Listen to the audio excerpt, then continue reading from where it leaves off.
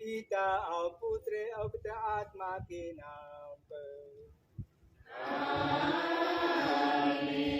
हमारे प्रभु यीशु ख्रिस्त की कृपा, ईश्वर का प्रेम तथा पवित्र आत्मा का साचर्य आप सबों को प्राप्त हो।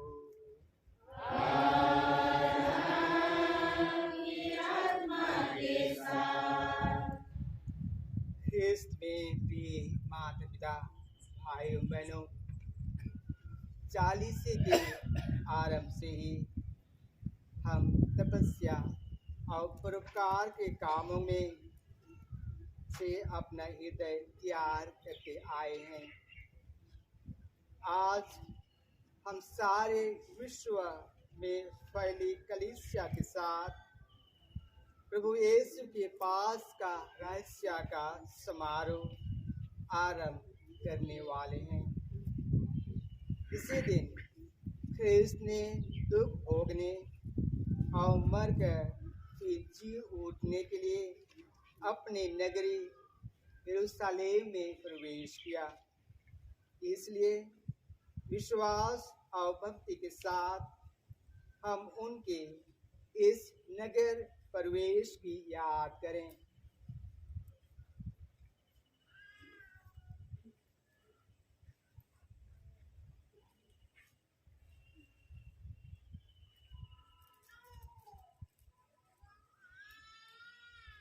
हम प्रार्थना करें। हे सर्वशक्तिमान ईश्वर, खजूर की इन डालियों को अपने आशीष से पवित्र करें। जैसे हम आज बड़े उल्लास के साथ राजा ख्रिस्त का अनुसरण कर रहे हैं, वैसे ही उनकी कृपा से एक दिन अनंत यरूशलेम में प्रवेश कर सकें, जहाँ वे युगन युग के राज्य करते हैं।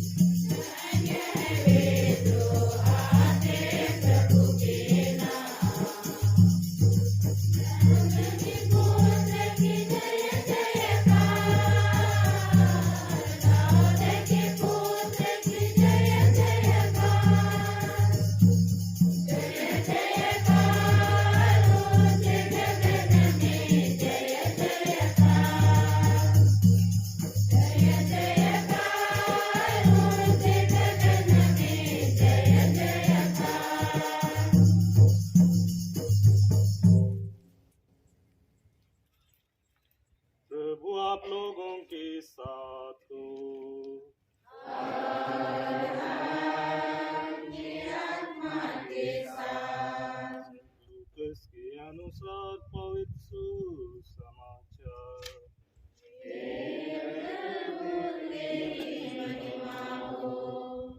जब यीशु जैतून पहाड़ के समीप बेतफागे और बेथानिया के निकट पहुंचे तो उन्होंने 2 शिष्यों को यह कहकर भेजा, सामने के गांव में जाओ, वहां पहुंचकर तुम एक बछड़ा बंधा हुआ पाओगे, जिस पर अब तक कोई नहीं सवार हुआ है। उसे खोलकर यहाँ ले आओ। यदि कोई तुमसे पूछे कि तुम उसे क्यों खोल रहे हो, तो उत्तर देना, प्रभु को इसकी जरूरत है। जो भेजे गए थे उन्होंने जाकर यीशु ने जैसा कहा था वैसा ही पाया। जब वे बछड़ा खोल रहे थे तो उसके मालिकों ने उनसे कहा, इस बछड़े को क्यों खोल रहे हो? उन्होंने उत्तर दिया, प्रभु को इसकी जरूरत है।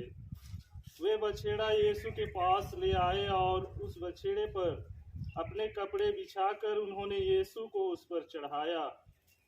ज्यों-ज्यों यीशु आगे बढ़ते जा रहे थे, लोग रास्ते पर अपने कपड़े बिछाते जा रहे थे। जब वह जैतून पहाड़ की ढाल पर पहुंचे तो पूरा शिष्य समुदाय आनंद विभोर होकर आंखों देखे सब चमत्कारों के लिए ऊंचे स्वर से इस प्रकार ईश्वर की स्तुति करने लगा, धन्य है वह राजा जो प्रभु के नाम पर आते हैं।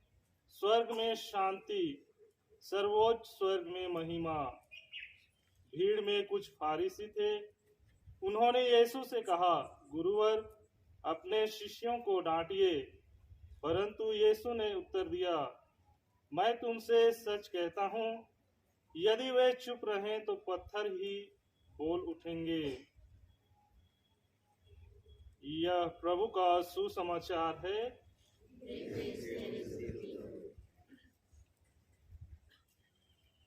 हम भी यीशु ख्रिस्त की यरूशलेम यात्रा को याद करें और प्रभु ने जो कार्य हमारे जीवन के लिए, हमारे परिवार के लिए, हमारे समुदाय के लिए किए हैं, उसके लिए हम भी धन्यवाद दें, उनकी प्रशंसा करें, उनकी स्तुति करें। तो हम यात्रा के लिए अपने आप को तैयार करेंगे और चर्च की ओर रवाना होंगे।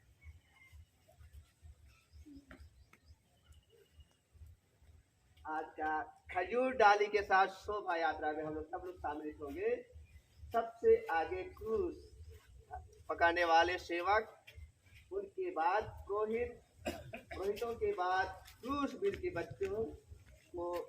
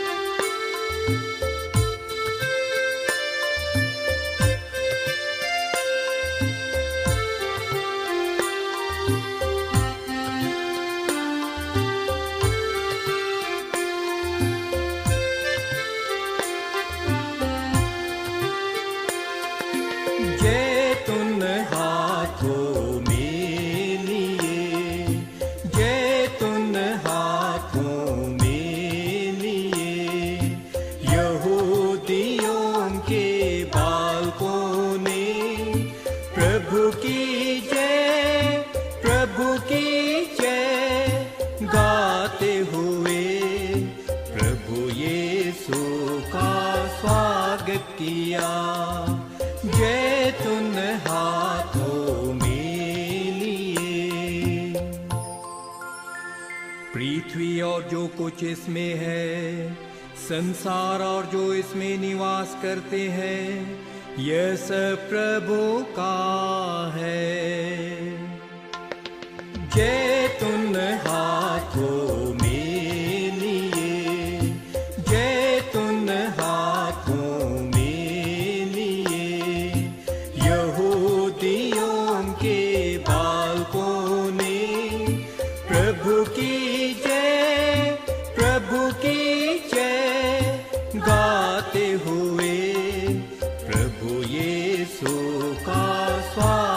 किया, जैतून हाथों में लिए।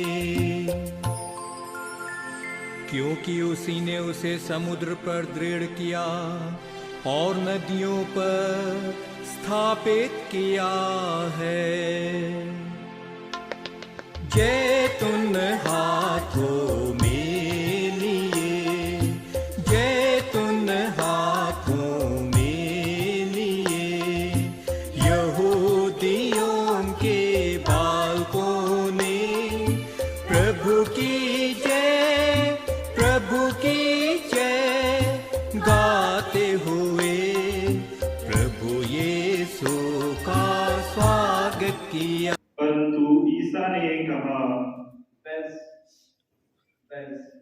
ईसा बाहर निकलकर अपनी आदत के अनुसार जैतून पहाड़ गए। उनके शिष्य भी उनके साथ हो लिए। ईसा ने वहां पहुंचकर उनसे कहा, प्रार्थना करो जिससे तुम परीक्षा में ना पड़ जाओ। तब वे पत्थर फेंकने की दूरी तक उनसे अलग हो गए और घुटने टेक कर उन्होंने यह कहते हुए प्रार्थना की, हे पिता, यदि तू ऐसा चाहे तो यह प्याला मुझसे हटा ले, फिर भी मेरी नहीं बल्कि तेरी ही इच्छा पूरी हो। तब उन्हें स्वर्ग का एक रूप दिखाई पड़ा जिसने उनको ढाढ़स बंधाया। वे प्राण पीड़ा में पड़ने के कारण और भी एकाग्र होकर प्रार्थना करते रहे और उनका पसीना रक्त की बूंदों की तरह धरती पर टपकता रहा। वे प्रार्थना से उठकर अपने शिष्यों के पास आए और यह देखकर कि वे उदासी के कारण सो गए हैं, उन्होंने उनसे कहा, लोग क्यों सोते हो? उठो और प्रार्थना करो जिससे तुम परीक्षा में न पड़ जाओ। ईसा यह कहते रहे थे कि एक दल आ पहुंचा। यूदस 12 में से एक उस दल का अगुवा था। उसने ईसा के पास आकर उनका चुंबन किया। ईसा ने उससे कहा, यूदस, क्या तुम चुंबन देकर मानव पुत्र के साथ विश्वासघात कर रहे हो? ईसा के साथियों ने यह देखकर कि क्या होने वाला है उनसे कहा, प्रभु, क्या हम तलवार चलाएं? और उनमें एक ने प्रधान याजक के नौकर पर प्रहार किया और उसका दाहिना कान उड़ा दिया। किंतु ईसा ने कहा, रहने दो, बहुत हुआ।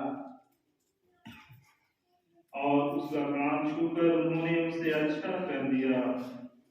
जो महायाजक, मंदिर आरक्षी के नायक और नेता ईसा को पकड़ने आए थे, उनसे उन्होंने कहा, क्या तुम मुझको डाकू समझकर तलवारें और लाठियां लेकर निकले हो? मैं प्रतिदिन मंदिर में तुम्हारे साथ रहा और तुमने मुझ पर हाथ नहीं डाला, परंतु यह समय तुम्हारा है। अब अंधेरे का भोग बड़ा है। तब उन्होंने ईसा को गिरफ्तार कर लिया और उन्हें ले जाकर प्रधान याजक के यहाँ पहुंचा दिया। पेतरुस कुछ दूरी पर उनके पीछे पीछे चला। लोग प्रांगण के बीच में आग जलाकर उसके चारों ओर बैठ रहे थे। पेतरुस भी उनके साथ बैठ गया। एक नौकरानी ने आग के प्रकाश में पेतरुस को बैठा हुआ देखा और उस पर दृष्टि गड़ाकर कहा, यह भी उसी के साथ था। किंतु उसने अस्वीकार करते हुए कहा, नहीं भाई, मैं उसे नहीं जानता। थोड़ी देर बाद किसी दूसरे ने पेतरुस को देखकर कहा, तुम भी उन्हीं लोगों में से एक हो। पेतरुस ने उत्तर दिया, नहीं भाई, मैं नहीं हूँ। करीब घंटे भर बाद किसी दूसरे ने दृढ़तापूर्वक कहा, निश्चय ही यह उसी के साथ था। यह भी तो गलीली है। पेतरुस ने कहा, अरे भाई, मैं नहीं समझता कि तुम क्या कर रहे हो। वह बोल ही रहा था कि उसी क्षण मुर्गे ने मार दी। और प्रभु ने मुड़कर पेतरुस की ओर देखा। तब पेतरुस को याद आया कि प्रभु ने उससे कहा था कि आज मुर्गे के बांग देने से पहले ही तुम मुझे 3 बार अस्वीकार करोगे। और वह बाहर निकलकर कूद कर रोया। ईसा पर पहरा देने वाले प्यादे उनका उपहास और उन पर अत्याचार करते थे। वे उनकी आंखों पर पट्टी बांधकर उनसे पूछते थे, यदि तू नबी है तो हमें बता, तुझे किसने मारा? वे उनका अपमान करते हुए उनसे और बहुत सी बातें कहते रहे। दिन निकलने पर जनता के नेता, महायाजक और शास्त्री एकत्र हो गए और उन्होंने ईसा को अपनी महासभा में बुलाकर उनसे कहा, यदि तुम मसीह हो तो हमें बता दो। उन्होंने उत्तर दिया, यदि मैं आप लोगों से कहूँ तो आप मेरा विश्वास नहीं करेंगे, और यदि मैं प्रश्न करूँ तो आप लोग उत्तर नहीं देंगे। परंतु अब से मानव पुत्र सर्वशक्तिमान ईश्वर के दाहिने विराजमान होगा। इस पर सबके सब बोल उठे, तो क्या तुम ईश्वर के पुत्र हो? ईसा ने उत्तर दिया, या आप लोग ठीक कहते हैं, इस मैं वही हूँ। इस पर उन्होंने कहा, हमें और गवाही की जरूरत भी क्या है? हमने तो स्वयं इसके मुख से सुन लिया है। तब सारी सभा उठ खड़ी हो गई और वे उन्हें पिलातुस के यहाँ ले गए। वे यह कहते हुए ईसा पर अभियोग लगाने लगे, हमें पता चला कि यह मनुष्य हमारी जनता में विद्रोह फैलाता है, कैसर को कर देने से लोगों को मना करता है और अपने को मसीह राजा कहता है। पिलातुस ने ईसा से यह प्रश्न किया, क्या तुम यहूदियों के राजा हो? ईसा ने उत्तर दिया, या आप ठीक कहते हैं। तब पिलातुस ने महायाजकों और भीड़ से कहा, मैं इस मनुष्य में कोई दोष नहीं पाता। उन्होंने यह कहते हुए आग्रह किया, यह गलीलिया से लेकर यहाँ तक यहूदिया के कोने कोने में अपनी शिक्षा से जनता को उकसाता है। पिलातुस ने यह सुनकर पूछा कि क्या यह मनुष्य गलीली है, और यह जानकर कि यह हेरोद के राज्य का है, उसने ईसा को हेरोद के पास भेजा। वह भी उन दिनों यरूशलेम में था। हेरोद ईसा को देखकर बहुत प्रसन्न हुआ। वह बहुत समय से उन्हें देखना चाहता था, क्योंकि उसने ईसा की चर्चा सुनी थी और उनका कोई चमत्कार देखने की आशा करता था। वह ईसा से बहुत से प्रश्न करता रहा, परंतु उन्होंने उसे उत्तर नहीं दिया। इस बीच महायाजक और शास्त्री जोर जोर से ईसा पर अभियोग लगाते रहे। तब हेरोद ने अपने सैनिकों के साथ ईसा का अपमान तथा उपहास किया और उन्हें भड़कीला वस्त्र पहनाकर पिलातुस के पास वापस भेजा। उसी दिन हेरोद और पिलातुस मित्र बन गए। पहले तो उन दोनों में शत्रुता थी। अब पिलातुस ने महायाजकों, शासकों और जनता को बुलाकर उनसे कहा, आप लोगों ने यह अभियोग लगाकर इस मनुष्य को मेरे सामने पेश किया कि यह जनता में विद्रोह फैलाता है। मैंने आपके सामने इसकी जांच की, परंतु आप इस मनुष्य पर जिन बातों का अभियोग लगाते हैं उनके विषय में मैंने इसमें कोई दोष नहीं पाया, और हेरोद ने भी दोष नहीं पाया, क्योंकि उन्होंने इसे मेरे पास भेजा है। आप देख रहे हैं कि इसने प्राणदंड के योग्य कोई अपराध नहीं किया है, इसलिए मैं इसे पिटवा कर छोड़ दूंगा। पर्व के अवसर पर पिलातुस को यहूदियों के लिए एक बंदी रिहा करना था। वे सब के सब एक साथ चिल्ला उठे, इसे ले जाइए, हमारे लिए बराबस को रिहा कीजिए। बराबस शहर में हुए विद्रोह के कारण तथा हत्या के अपराध में कैद किया गया था। पिलातुस ने ईसा को मुक्त करने की इच्छा से लोगों को फिर समझाया, किंतु वे चिल्लाते रहे, इसे क्रूस दीजिए, इसे क्रूस दीजिए। पिलातुस ने तीसरी बार उनसे कहा, क्यों? इस मनुष्य ने कौन सा अपराध किया है? मैं इसमें प्राणदंड के योग्य कोई दोष नहीं पाता, इसलिए मैं इसे भिजवा कर छोड़ दूंगा। परंतु वे चिल्ला कर आग्रह करते रहे कि इसे क्रूस दिया जाए, और उनका कोलाहल बढ़ता जा रहा था। तब पिलातुस ने उनकी मांग पूरी करने का निश्चय किया। जो मनुष्य विद्रोह और हत्या के कारण कैद किया गया था और जिसे वे छुड़ाना चाहते थे, उसने उसी को रिहा किया और ईसा को लोगों की इच्छा के अनुसार सैनिकों के हवाले कर दिया। जब वे ईसा को ले जा रहे थे तो उन्होंने देहात से आते हुए सीमोन नामक कुरेनी निवासी को पकड़ा और उस पर क्रूस रख दिया, जिससे वह उसे ईसा के पीछे पीछे ले जाए। लोगों की भारी भीड़ उनके पीछे पीछे चल रही थी। उनमें नारियां भी थीं, जो अपनी छाती पीटते हुए उनके लिए विलाप कर रही थीं। ईसा ने उनकी ओर मुड़कर कहा, यरूशलेम की बेटियों, मेरे लिए मत रो, अपने लिए और अपने बच्चों के लिए रो, क्योंकि वे दिन आ रहे हैं जब लोग कहेंगे, धन्य है वे स्त्रियां जो बान हैं, धन्य है वे जिन्होंने प्रस्ताव नहीं किया, और धन्य है वे स्तन जिन्होंने दूध पिलाया। तब लोग पहाड़ों से कहने लगेंगे, हम पर गिर पड़ो और फर्शों से हमें ढक लो, क्योंकि लकड़ी का यह हाल है तो सूखी का क्या होगा। वे ईसा के साथ लोग कर्मियों को भी प्राणदंड के लिए ले जा रहे थे। वे खोपड़ी की जगह नामक स्थान पहुंचे। वहां उन्होंने ईसा को और उन दो कर्मियों को भी क्रूस पर चढ़ाया, एक को उनके दाएं और एक को उनके बाएं। ईसा ने कहा,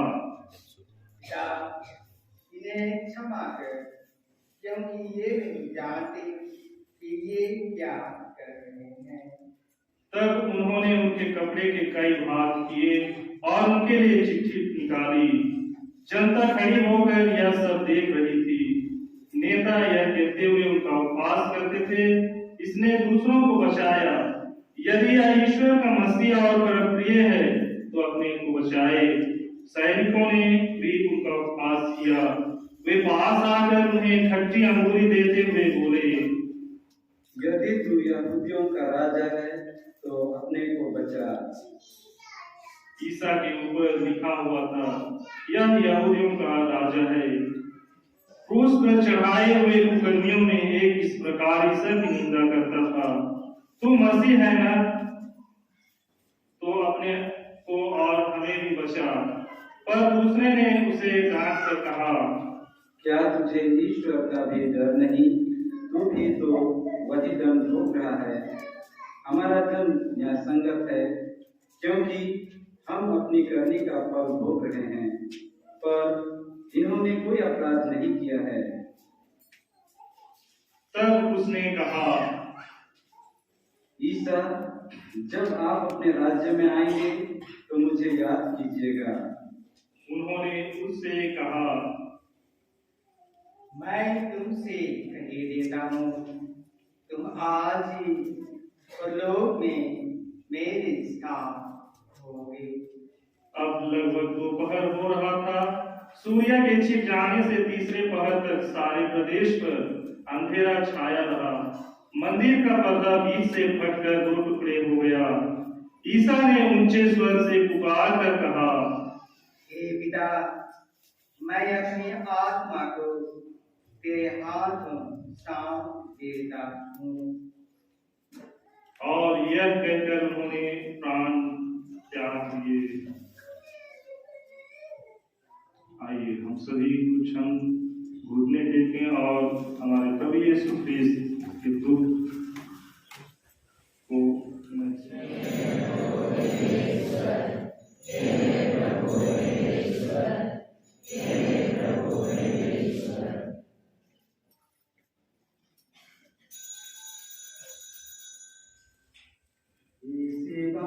उन्होंने कटोरा लिया, धन्यवाद दिया और उसे अपने शिष्यों को देते हुए कहा, तुम सब इसे लो और इसमें से पियो, क्योंकि यह मेरे रक्त का कटोरा है, नवीन और व्यवस्थान कर जो तुम्हारे और बहुतों के पापों की क्षमा के लिए गाया जाएगा।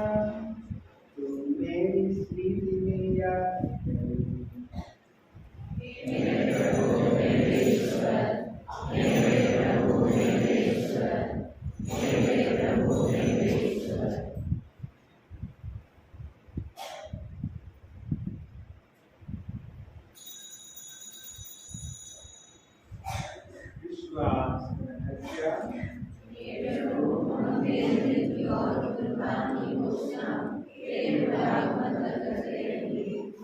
इसलिए प्रभु हम क्रिस्त की मृत्यु और पुनरुत्थान की स्मृति में तुझे जीवन की रोटी और उसकी कटोरा चढ़ाते हैं।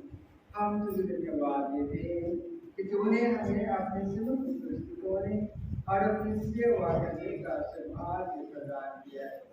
हमारा निवेदन है कि हम सब क्रिस्त पर शरीर और रक्त करके तथा आत्मा के द्वारा एकता के सूत्र में बंधे रहें। हे प्रभु, हमारे संत पिता फ्रांसिस, हमारे धर्माध्यक्ष आनंद और सभी आत्माओं के साथ विश्व भर में पहले अपनी कलीसिया स्थिति में तथा इसे सील बना दिए। हे प्रभु, हमारे उन भाई बहनों की भी सुधि ले जो पुनरुत्थान की भाषा में परलोक सिखा चुके हैं, उन्हें और सभी मृतकों को अपने दर्शन का सौभाग्य प्रदान कर हम सब पर दया दृष्टि डाल कि हम भी अनंत जीवन के सहभागी बने और ईश्वर की माता धन्य कुमारी मरियम, उनके वध धन्य यूसुफ, धन्य प्रेरितों तथा सब संतों के साथ जो युग युग में तेरे प्रति विश्वास बने रहे, तेरी स्तुति और महिमा कर सके तेरे यीशु ख्रीस्त के द्वारा।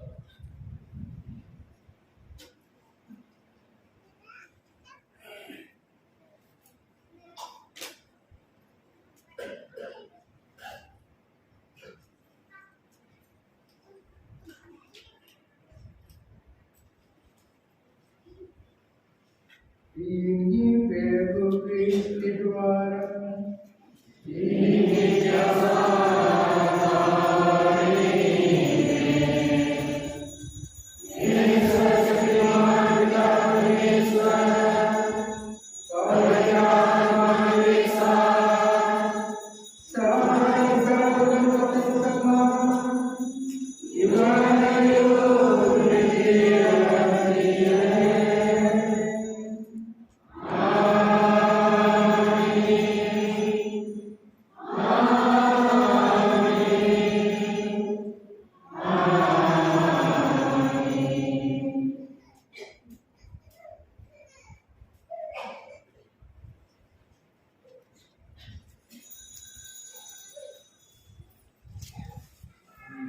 ये देखिए जो संसार के पाप हम लेते हैं, धन्य है वे जो मेमने के फूल में उगाए गए हैं।